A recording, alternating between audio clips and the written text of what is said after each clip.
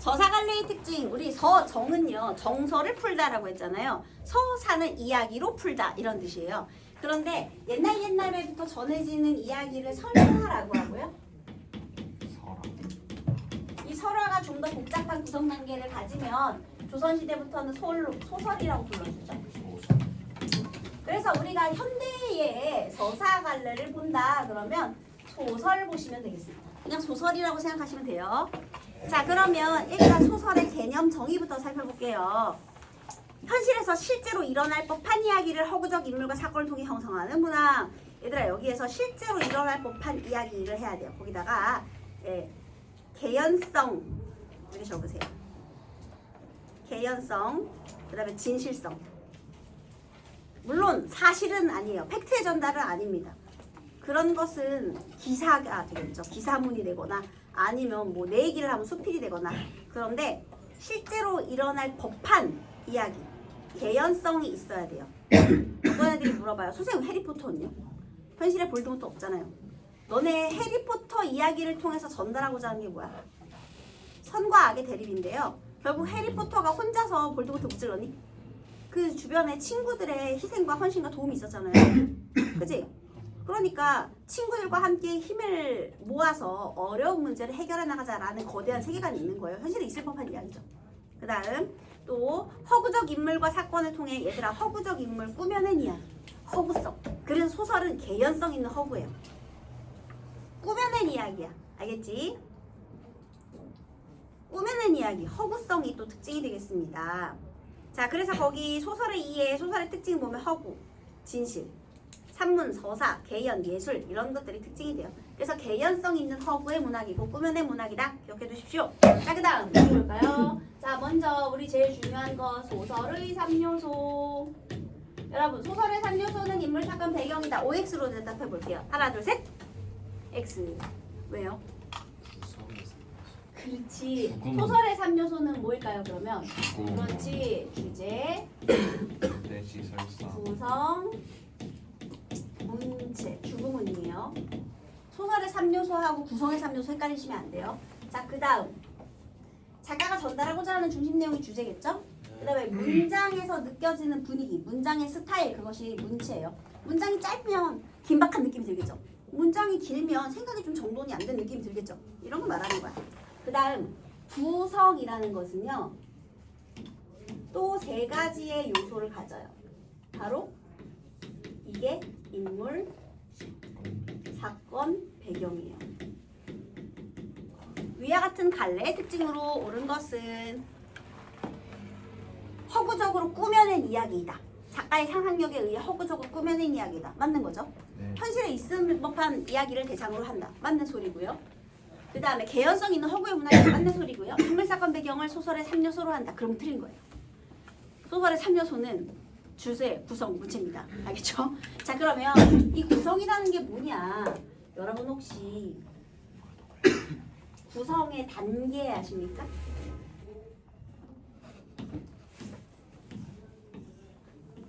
구성 단계 5개로 이루어지죠? 어떻게 이루어지죠?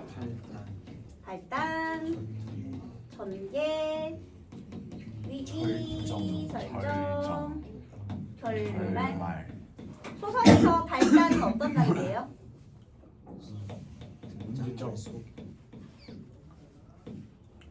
인물, 사건, 배경 소개하는 단계. 전개는 갈등이 시작되는 단계. 위기는 갈등이 고조되는 단계. 이 고조예요. 선생님 고조는 절정 아니야? 여기는 최고조. 여기 최고조에 이르는 단계. 알겠어? 갈등 시작, 갈등 고조, 갈등 최고조, 갈등 해소. 이렇게. 얘는 소개, 시작, 고조, 최고조, 해소. 이렇게. 그래서 요거 기억해 두시고 발단 단계, 위기, 절정, 결말은 결국은 다 갈등을 얘기하는 거네. 아, 어떠한 인물이 어떠한 상황 속에서 이 사건을 어떻게 해결할 것이냐. 소설을 읽는다는 것은 갈등의 단계를 공부하는 거예요. 갈등이 제일 중요한 거야. 근데 소설을 왜 읽어야 되느냐를 한번 잘 생각해 보세요. 우리가 살면서 모든 것을 다 알고 경험할 수는 없잖아요. 그래서 소설을 통해서 우리가 대리만족을 해요. 아, 이 인물은 이런 상황에서 이런 선택을 했구나, 이런 생각을 했구나. 그래서 이렇게 세계에 대한 이해도 넓혀가고 그 다음에 아 이렇게 사는 것이 올바른 삶인가 교훈도 얻어가고 대리만족, 대리경험을 통해서 너희들의 성장을 도와주는 것이 바로 문학의 역할이란 말이죠. 그래서 갈등이 있어야 돼요. 결국은 어떤 문제 상황에서 무언가를 해결해가는 과정 중심으로 읽으시는 거예요. 문제 해결 과정. 그걸 대리만족으로 읽는 거지. 그래서 갈등이 제일 중요한 거야. 그러면 봐봐라. 이 갈등도 종류가 있죠? 그러면 이거 배운 건데 나 뭐가 있어요? 내적 갈등과 외적 갈등. 할까 말까 고민하는 건 뭐예요? 내적 갈등. 그 다음에 외적 갈등의 종류에는 인물과 인물의 갈등, 인물과 사회의 갈등, 인물과 환경과의 갈등, 인물과 자연과의 갈등. 아예 운명과의 갈등. 환경이 자연이에요. 운명과의 갈등. 이렇게. 그래서 요거 중학교 때 배운 거니까 요거 뭐 특별히 설명 안 해도 되겠지. 그래서 어쨌든 이 갈등 단계가 중요하다 얘기하는 겁니다. 여러분 선생님이 작품의 감상 방법 중에서요. 내재적 관점과 외재적 관점을 얘기했었잖아요. 그래서 예를 들면 시에서는 내재적 감상에 해당하는 것이 시적 화자, 운율, 표현 방법 이런 거였잖아요. 그러면 소설에서도요. 내재적인 감상을 한다라는 건 이거에 따라 감상하는 거예요. 인물, 사건, 배경, 주제, 문체 이렇게. 주제와 문체, 인물, 사건, 배경에 대한 설명. 게다가 이 갈등의 이야기를 전달하는 사람도 있거든요. 시에서는 이야기 전달하는 사람을 뭐라 부르죠? 두 글자로? 소설에서는 서술자라고 하는 거예요. 그러니까 이 갈등의 이야기를 누가 전달하느냐에 따라 시점이 달라져요. 서술자가 전달할 건데요. 자, 그것을 우리가 뭐라고 해주냐? 소설의 시점이라고 불러줘요. 소설의 시점은 쉽게 말하면 서술자의 위치예요. 서술자가 작품 속에 등장을 해. 그럼 무슨 시점? 1인칭 시점. 주인공으로 등장했어. 주인공 시점. 작품 속에 등장을 했는데 주변 인물로 등장해서 중심 인물을 관찰해 서술해. 그러면 관찰자 시점. 관찰자도 나고 주인공도 나거든요. 그러니까 소설 속에 나가 있어야 1인칭이에요. 나와 너가 나와야 돼. 근데 내가 주인공이면 나고 주인공 시점이고 너가 주인공이면 관찰자 시점인 거예요. 너나 그가 주인공이면. 내가 등장했는데 내가 주인공이 아니라 너나 그가 주인공이면 관찰자 시점. 그 다음에 작품 밖의 서술자. 작품 밖의 서술자가 작품 속 인물의 모든 심리를 다 알고 있어요. 그러면 전지적 작가 시점. 관찰만 하면 관찰자 시점. 이고요. 자, 우리가 공부해야 될 것은 이거예요. 카메라 워커가 1인칭 주인공 시점이걸랑요. 그러면 이렇게 서술하는 것은 어쨌든 작가가 선택한 서술자의 위치잖아요. 1인칭 주인공 시점에 효과가 있어요. 주인공의 내면 심리를 이 중에 누가 제일 잘 알고 있을까? 주인공의 내면 심리는 주인공이 잘 알고 있겠지. 뭐 전지적 작가도 잘 알고 있겠지만 어쨌든 내 마음은 내가 제일 잘하는 거야. 그죠? 그래서 1인칭 주인공 시점의 효과는요. 주인공의 내면 심리를 가장 효과적으로 서술할 수 있어요. 근데 여기서의 또 한계점은 있죠. 주인공 시점은 주인공의 내면 심리는 아는데 주변 인물의 내용 심리는 잘 모르지. 그건 그냥 추측해서 서술해야 돼. 나는 내 마음만 아니까. 이해됐어? 다시 1인칭 주인공 시점은요. 주인공의 내면 심리만 잘 알아요. 주변 인물은 몰라. 근데 전지적 작가와의 차이. 전지적 작가는 다 알아요. 다. 그게 차이야. 그럼 관찰자 시점은 나의 심리는 잘 알지만 주인공의 심리는 추측해야 돼. 내 심리는 잘 알지 내가 서술하니까. 그러니까 관찰자로서의 나의 심리는 잘 알지만 주변 인물, 그러니까 나는 근데 주변 인물이잖아. 주인공은 딴 사람이잖아. 그러니까 주인공의 심리는 잘 몰라. 이해됐죠? 자, 그래서 그런 효과가 있습니다. 자, 우리 주인공의 내면 심리를 잘 드러낸다 말고도요. 1인칭 주인공 시점에 효과가 또 있어요. 뭐가 있느냐?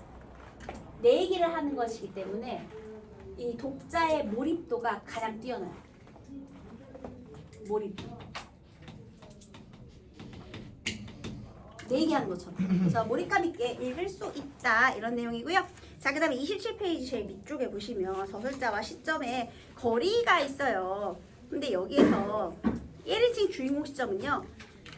얘들아 이거 심리를 알고 있는 거라고 생각하시면 돼요. 서술자와 인물 사이는 얘들아 서술자가 인물의 심리를 알아 몰라? 서술자가 누구지? 주인공이지. 인물은 주인공 말하는 거거든요. 서술자가 본인의 심리 알죠? 그러니까 당연히 거리는 가깝다 되는 거죠. 관찰자는 멀고요. 이해했어? 자 이번엔 서술자와 독자예요. 나 서술자가 작품 속에 나야 얘들아. 그런데 그거를 읽는 독자는 당연히 가깝지. 몰입해서 읽으니까. 이해됐어? 다시. 주인공의 내면 심리를 잘 안다라는 건 뭐가 가깝다? 서술자와 인물 사이가 가깝다. 적어줘야겠다. 서술자와 인물 사이의 거리가 가까움.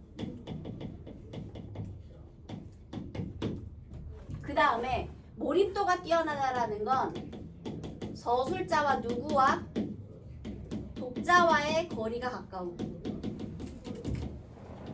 그런데 어쨌든 서술자를 한 단계 거쳐서 독자와 인물이 만나죠. 그러면 여기에서 독자와 인물 사이의 거리. 인물에 대한 심리를 독자가 직접 판단하지 않아요. 이 인물에 대한 심리를 누가 서술해줘? 서술자. 서술자를 거쳐서 얘가 심리를 서술해 주잖아. 그래서 거리가 멀다.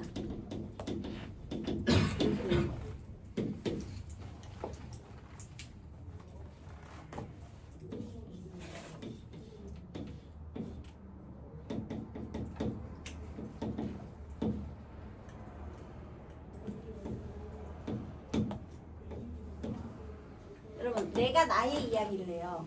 다시. 내가 서술자가 주인공이에요. 인물이에요. 서술자가 주인공인 시점이 뭐라고요? 서술자가 주인공 시점 뭐야? 1인칭 주인공 시점. 자, 근데 이거를 누가 읽어요? 독자가 읽는 거야. 그러면 서술자가 나잖아 지금. 그치? 그러니까 당연히 서술자와의 인물의 관계는 어때? 가깝지. 그 다음에 서술자가 독자에게 전달을 해주는 역할이거든요. 그치? 그러니까 서술자와 독자와의 거리도 가까워요. 나인 상태로 서술을 된 걸 읽으니까. 그런데 여기서 뭔가 뭐냐면 이 나에 대한 해석을 서술자가 해서 나에게 전달해 주는 거잖아요. 그러다 보니까 요 인물하고 독자 사이의 거리만 조금 멀다는 거예요. 조금. 됐죠? 됐어요? 됐다고. 오케이. 전지적 작가 시점은 독자와 인물 사이의 거리가 멀다라고 되어 있잖아요. 이게 뭔지 아세요? 인물에 대한 마음 상태를 누가 제일 잘 알고 있지? 전지적 작가. 전지적 작가가 잘 알고 있지. 그런데 독자 입장에서는 내가 인물에 대해 해석할 필요가 없고 전지적 독자가 다 말해주고 있잖아. 그러니까 가장 멀죠. 다른 사람한테 이 얘기 전달해서 듣는 것 같이 느껴지잖아. 그래서 여러분 인물인지 서술자인지 독자인지 잘 생각해 보시고 이거 만약에 선생님 저 이해 안 되고 잘 모르겠어요. 머리가 빙빙 돌아요. 그러잖아요. 그러면 자 결국 카메라와 워커는 무슨 시점? 1인칭 주인공 시점. 서술자, 인물, 독자 중에서요. 서술자와의 거리는 다 가까워요. 이렇게만 외우면 끝났지? 서술자, 독자, 인물 중에서 서술자와의 거리는 다 가까워. 서술자가 나니까! 그러면 남은 건 뭐야? 독자, 인물 사이의 거리. 그럼 멀다고. 이렇게 외워 그냥 간단하게. 그럼 문제 풀 수 있잖아. 1인칭 주인공 시점은 그래요. 관찰자는 반대가 되겠죠? 좋아요. 자 그렇다면 이제 카메라와 워커 본문 내용으로 가겠습니다. 네. 네. 여러분 지금 선생님이 말한 걸 중심으로 문학 작품을 감상하면 어떤 감상 방법이 된다고요?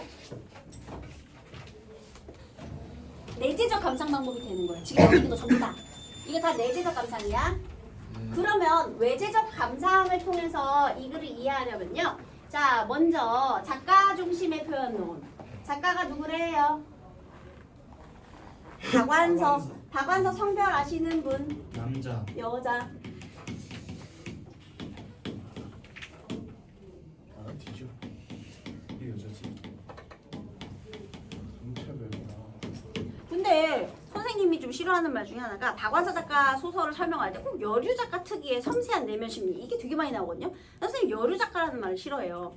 왜냐하면 얘들아 대학생이면 대학생이지 왜 여대생이라고 하죠? 남대생 있어요? 의사면 의사지 왜 여의사라고 해요? 남의사 있어요? 이런 게 우리 사회의 성차별적 발언이거든요. 간호사. 네, 간호사는 그냥 간호사인데 남자 남간호사라고 부르죠. 여간호사라고는 안 하잖아. 그치? 예, 이런 건데 자 우리 일단 여기에서 박완서는 여성 작가가 맞긴 맞아요. 그런데 왜 여성 작가 특유의 섬세한 내면 심리라고 하죠? 남자들 작가도요 섬세한 내면 심리를 드러내는 소설가들이 얼마나 많은데 그치? 자 어쨌든 네, 성별은 여성 작가고요. 되게 늦은 나이에 등단에 데뷔를 하셨어요. 그래서 어쨌든 간에 인물의 내면 심리를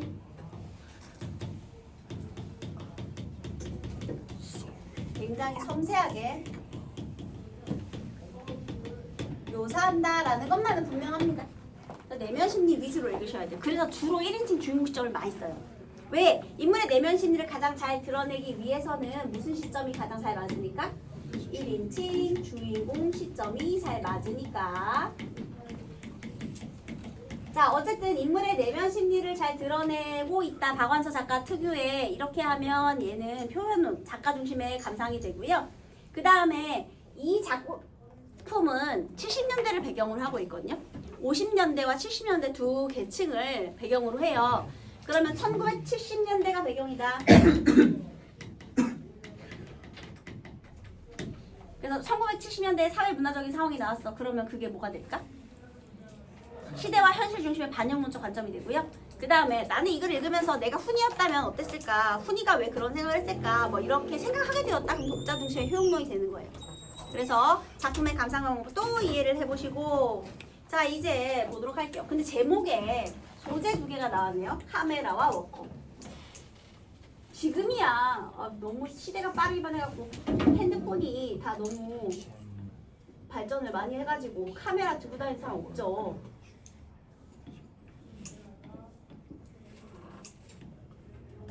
근데 옛날에는 카메라가 되게 고급진 취미의 물건이었어요, 여러분. 그 왠지 아세요? 내가 일단 사진을 찍으려면 주 7일 근무하면 사진 찍어 다닐 수 있어? 보통 사진은 인물이나 자연을 많이 찍잖아요. 그러면 교회로 나가야 되지. 교회로 나가려면 일단 자가용 정도는 있어야 되고 그 다음에 그만큼의 시간적인 여유, 경제적인 여유가 있어야 내가 사진 찍는 취미를 가질 수 있거든요. 그리고 사실 카메라 장비가 그렇게 저렴하지 않아요. 자 어쨌든 조금은 여유 있는 그런 취미네. 그런데 재벌 많이 가질 수 있느냐? 그렇진 않지. 조금만 잘 살아도 그냥 조금만 여유가 있어도 가질 수 있지. 그래서 다시 70년대니까 카메라라는 소재의 상징적인 의미는요. 중산층의 여유로운 삶.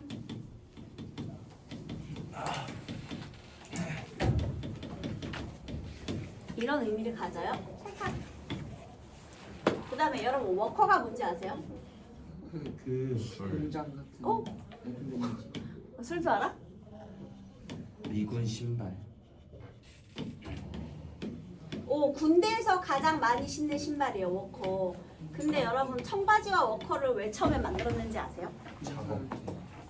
원래 너네 잘 생각해. 우리 조선시대 때 우리 선비들이 입는 옷은 다 야들야들하죠.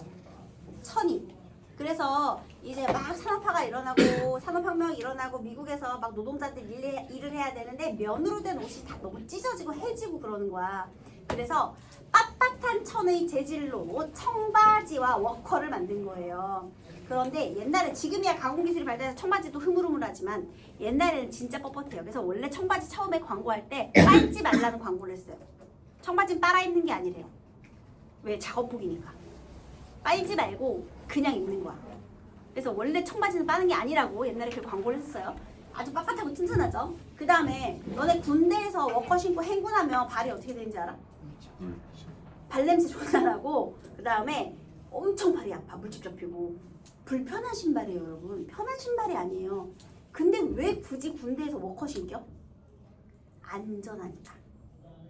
자 우리가 노동자예요. 일을 해야 되는데 크록스 신고 가서 일해요. 돌 하나 떨어지면 발 아작나겠죠. 튼튼하라고 신는 거야. 노동자의 상징입니다. 청바지와 워커는 노동자의 상징. 자, 그러면 다시 워커 얘는 노동자들의 고단한 삶. 패션 아이콘 아니에요. 그래서 이렇게 소재가 서로 대비를 이루고 있네요. 어떻게 사는 것이 올바른 삶인지 한번 읽으면서 생각해 보도록 하겠습니다. 나는 헤이 나가 등장했어요. 동그라미 해볼까요? 뭐라고 적으실 거예요? 아 1인칭. 일단 주인공점이니까 1인칭 주인공 적으세요. 나는 6.25 전쟁으로 인해 온갖 부부를 잃고 결혼도 하지 않은 20대의 나이에 갓난아기 조카 훈이를 맡아 키우게 된다. 자, 여러분 6.25 전쟁 몇 년입니까? 50년. 1950년에 자 6.25 전쟁으로 인해서요. 근데 여러분 6.25 전쟁 왜 일어났죠?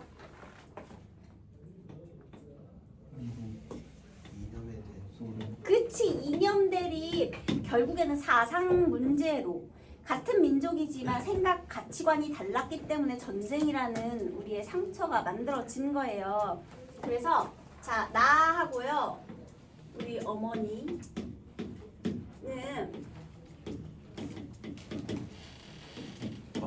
갓난아기 훈이를 남기고 오빠가 전쟁에서 죽은 거예요. 죽었어. 그러면 얘네들은 전쟁을 직접적으로 경험한 세대지. 그치? 그래서 사회 문제에 대한 두려움을 누구는 가지게 되었어요? 어머니와 나는 가지게 되었죠. 혈육을 잃었으니까. 이거에 대한 공포와 트라우마가 남겨져 있겠죠. 그래서 내가요 일단 결혼도 하지 않은 상태에서 나의 조카인 훈이를 키우게 돼요. 그러면 훈이는 결국 나에게 거의 뭐야? 자식이나 마찬가지지. 훈이에게 먹일 우유를 사기 위해 어머니와 함께 남쪽으로 피난을 간다. 전쟁이 끝나고 나는 결혼을 하고 자식도 낳지만 여전히 조카 훈이를 친자식처럼 여긴다. 훈이가 사회 문제에 휩쓸리지 않고 그저 풍요롭게 살기를 바라면서. 그래서 여러분 전쟁으로 인해서 얘가 어렸을 때 분유값 때문에 우유 살 돈이 없어서 전전긍긍했었잖아. 그래서 사회 문제에 대한 두려움도 있고 경제적인 결핍을 겪었단 말이야. 그래서 경제적인 결핍을 겪기 때문에 왜 우유 살 돈도 없었대잖아. 그러니까 뭔가 이렇게 경제적으로 풍요로운 좀 여유가 있는 삶이 행복한 삶이다라고 이상적인 삶의 모습을 내가 그리게 된 거예요. 여러분들의 부모님이 여러분한테 자꾸 뭔가를 강요해요. 이것저것 하래. 여러분은 아직 어른이 되지 않아서 겪어보지 않았기 때문에 그게 마음에 와닿지 않는 거예요. 그런데 부모님은 자기가 겪어서 고생을 해봤기 때문에 내 자식은 이런 고생 시키기 싫다. 그래서 지금 자꾸만 잔소리를 하시는 거예요. 똥인지 된장인지 물론 먹어봐야 알겠지만 때로는 그 부모님의 마음도 좀 헤아려 주세요. 자기가 겪어봤기 때문에 이것은 잘못되었다 또는 이렇게 하면 고생한다를 이미 겪어본 그런 분들이시잖아. 그래서 자식 좆대라고 그렇게 조언하는 부모 있냐? 없어. 니네 다 잘 되라고 조언해 주는 거야. 근데 다만 그걸 자세하게 설명하는 그런 스킬은 좀 부족하실 수도 있죠. 부모님들이. 그지? 그 다음에 니네들이 설명한다고 듣고 마음으로 이렇게 공감하는 애들도 아니고요. 그죠? 그러니까 어쨌든 세대가 다르면 가치관의 차이가 발생할 수밖에 없다라는 거예요. 훈이가 고등학교 2학년이 되자 반을 문과 이과로 나누게 되었고 훈이가 나한테는 아무 상의도 안 하고 문과를 택하는 걸 나는 나중에 알았다. 자, 나는 훈이가 이과 가기를 원하는 것 같아요? 문과 가기를 원하는 것 같아요? 이과. 나는 우선 그런 분들을 나한테는 상의 한마디 안 한 게 서운했고 자, 이렇게 해서 자라서 훈이가 고2가 됐다라고 했잖아요. 자, 이제 시대가 몇 년대로 갔어? 1970년대로 간 거예요. 한 이제 10몇 년이 지났으니까 70년대라고 한번 해볼게요. 50년대에 이렇게 됐고 자, 이제 70년대를 배경으로 할 건데요. 훈이와 나와의 이제 갈등이 시작이 될 거예요. 자, 첫 번째 갈등은요. 이때요. 이건 그냥 시대적인 배경을 이렇게 써준 거고. 자, 일단 갈등 중심으로 본다 그러자. 나와 훈이와의 갈등이야. 자, 첫 번째 갈등. 이때. 나는 우선 그런 문제를 나한테 상의 한마디 안 한 게 서운했고 어머니는 어머니대로 오빠가 전문학교가 옛날에 대학교예요. 문과였다는 것만 덮어놓고 문과를 싫어했다. 아하, 피는 못 속인다고. 자, 오빠도 무슨 출신? 문과. 네, 문학을 전공하는 학생이었어요. 그래서 이것만으로 싫어했다. 여러분 잘 생각해 보세요. 보통 문과를 대표하는 학과는요, 경상대, 경제, 그 다음에 판사, 변호사 되는, 검사 되는 법대, 그리고 나머지는 철학이랑 국문학, 보통 이런 거거든요. 문학은 문학, 영문학, 뭐 국문학 이런 거. 그런데 철학, 문학 전부 다 사상 관련된 거죠. 사상. 시대가 지금 어때? 이때도 사상 때문에 문제였는데 이때도 문제지. 너네 광주 민주화운동 알지? 왜 전두환이 걔네들 다 쏴 죽인 거야? 광주 사람들? 데모. 데모하는 걸 막으려고. 걔가 독재, 그러니까 부정한 방법으로 대통령이 됐잖아요. 그래서 이건 진정한 민주적인 방법으로 선출된 대통령이 아니다. 이건 너 같은 독재 정권이지. 이건 민주 사회가 아니다. 그래서 대학생들이 막 데모를 해요. 거기 모여가지고 전국의 대학생들이 거기 모인 거야. 그래서 막 데모를 해. 그랬더니 일단 광주 지역을 봉쇄해요. 그 다음에 걔네를 다 쏴 죽이는 거야. 그런 다음에 외부에는 뭐라고 말하느냐? 광주 지역 사람들이 북한군이랑 결탁을 해가지고 다시 전쟁을 일으키려고 한다. 그러니까 이제 그 아무것도 모르는 대다수의 사람들은 광주 빨갱이들이 미쳤구나. 다시 우리나라를 전쟁으로 몰아넣으려고 하는구나. 이런 이 같은 놈의 시기들이. 그래서 그 광주 빨갱이가 아직까지도 뇌리 속에 되게 많이 들어오셨죠. 광주 빨갱이. 아니야? 그러니까 이게 굉장히 왜곡된 사실이거든요. 그리고 옛날에는 말 한마디 잘못하면 잡혀가서 고문당하고 이런 독재 정권이 있는 시절이잖아. 군사 독재 정권 시절이잖아. 그러니까 엄마하고 나는 무엇에 대한 트라우마가 있냐? 사상 관련된 문제, 사회 문제에 깊게 관여하는 걸 굉장히 싫어하는 거예요. 사회의 병폐를 지적하는 게 문제예요. 그냥 수능에서 살길 바라는 거야. 이 사회의 수능을 바라는 거지 사회의 병폐를 지적하는 거에 대한 문제가 그게 이제 불행의 원인이라고 생각을 하게 된 거죠. 그럼 다시 볼게요. 어머니는 오빠가 평생 사회에 참여해서 돈 한 푼 벌어들인 일이 없는 주제에 까닭없이 죽어야 하는 일. 그러니까 엄마는 그걸 까닭없이 죽어야 하는 일이라고 생각한 거죠. 그것에 끼어들고 말았다는 사실이 문과 출신이라는 것과 반드시 무슨 상관이 있다고 믿었기 때문이었다. 그래서 결국은 엄마하고 나는요, 이 오빠가 문과 출신이라는 것에 대한 두려움이 있었던 거예요. 나는 그럴 리가 없다고 어머니를 위로하면서도 속으론 어머니 생각에 동조하고 있었으므로 여러분 그러면 오빠의 죽음이 문과 출신인 것과 관련이 있다. 자, 엄마는 그렇게 생각해요, 안 해요? 하는 것 같아요. 나는요. 저도요. 나도 그래요. 근데 엄마가 너무 벌벌 떠니까 그냥 겉으로만 아유 그게 아니고 이렇게 말하는 건지 속으로는 그렇게 생각해요. 그래서 어머니 생각과 나의 생각은 쌤 같은 생각이요.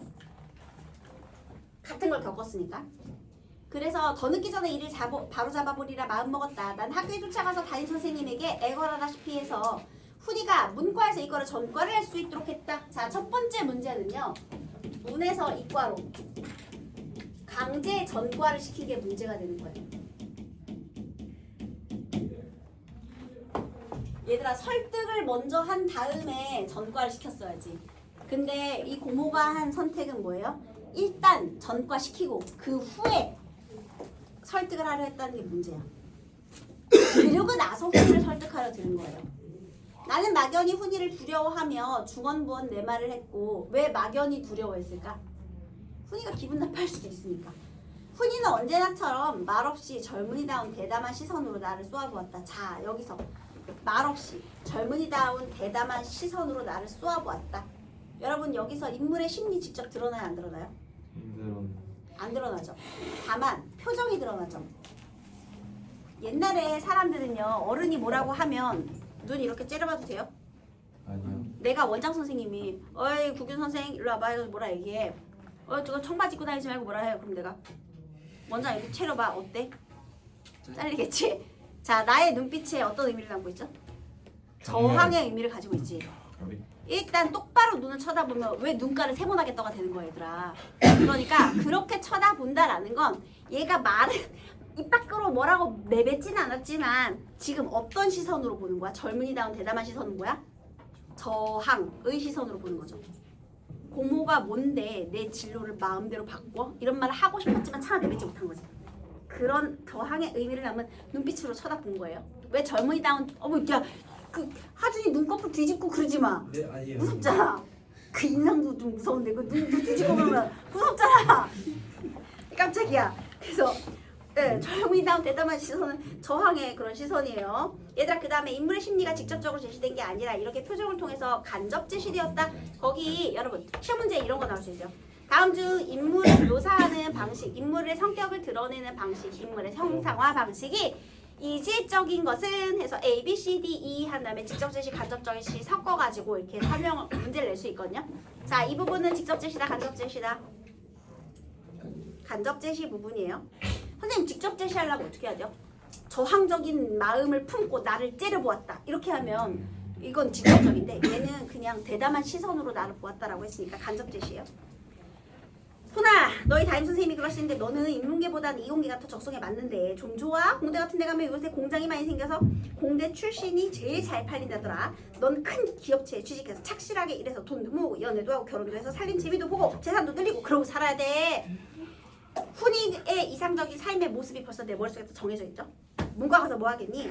그야 상대, 이거는 경제학과, 경상대, 상업, 법대로도 풀릴 수 있지만 그게 그리 쉬우냐? 여러분 그러면 만약에 문과를 가더라도 상대나 법대로 가면 그거는 괜찮다라는 뜻이에요.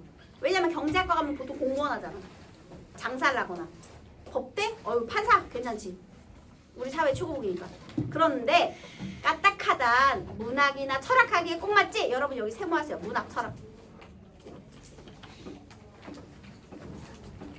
이게 문제야. 문학, 철학. 아서라서 사람이 어떻게 하면 편하고 재미나게 사느냐. 자 이제부터 잘 보세요. 괄호 하겠습니다. 어떻게 하면 편하고 재미나게 사느냐. 괄호. 그거는 개인적인 삶을 중시한 태도예요. 사회 수능에서 이득을 보는 사람이고요. 자, 다시 사람은 왜 사나 세모하세요. 세모. 사람 왜 사나 세모. 그게 뭐에서 하는 역할이야? 문학이나 철학에서 하는 역할이죠. 돈을 어떻게 하면 많이 벌 수 있나 하는 생각 괄호 하세요. 돈을 어떻게 하면 많이 벌 수 있나 하는 생각 괄호. 돈은 왜 버나 세로. 세모. 또 오늘 고기국을 먹었으니 내일은 갈비찜을 먹을 궁리 괄호 하세요. 개인적인 행복 중시하는 거죠. 그러나 세모할게요. 내 이웃은 우거지국도 못 먹었는데 나만 고기국. 그건 아닌가 하고 이웃을 먼저 생각하는 거. 그게 문학, 철학에서 하는 역할이고요. 그 뒤에 이런 설명이 나옵니다. 어떡하든 너는 자 괄호할게요. 이 사회의 수능에서 이득을 보는 사람. 이게 되기를 바라는 거예요. 이거 고모가 생각하는 이상적인 삶이죠. 그 다음 세모하겠습니다. 사회의 병폐를 도맡아 허풍을 떨며 앓는 소리를 내는 사람. 사회에 문제 제기를 하는 사람. 그게 바로 오빠의 삶이었다고 생각을 한 거예요. 그래서 죽었다고 생각을 한 거지. 이해됐니? 자, 그래서 지금 이 얘기를 했어. 그러면 문과에 대한 부정적인, 특히 문과 중에서도 문학이나 철학에 대한 부정적인 인식인데요. 여러분 이거는 나의 생각이죠. 근데 훈이의 생각은 어떨까? 너 지금 우리 아빠 까는 거야? 이렇게 되는 거지 얘들아. 그치? 그잖아. 자 볼까? 30페이지. 고모, 아버지가 그런 사람이었나요? 아버지가 그런 사람. 자 그런 사람 세모하세요. 어떤 사람? 사회의 병폐를 도맡아 책임진 사람. 사회에 문제 제기하는 사람이에요. 훈이가 내 말에 중턱을 다르며 푸듯이 말했다. 힘없이 말했다. 나는 당황했다. 훈이가 아버지에 대해 뭘 물어본 게 이번이 처음이라 그렇기도 했지만 내가 오빠에 대해 몰래 추측하고 있던 걸 훈이한테 나없이 들키고만 같아 더 그랬다. 그러니까 나는 오빠가 사회의 병폐를 도맡아 해결하려고 했던 쓸모없는 걸 했는 사람이라고 생각한 거죠. 허풍을 떨며 앓는 소리를 내는 사람. 그러니까 이 엄마하고 나는 이거에 대해 부정적인 인식을 가지고 있었다. 그것을 들켰네. 이렇게 된 거죠. 훈이한테는 아빠였는데요. 일단 여기까지 할게요.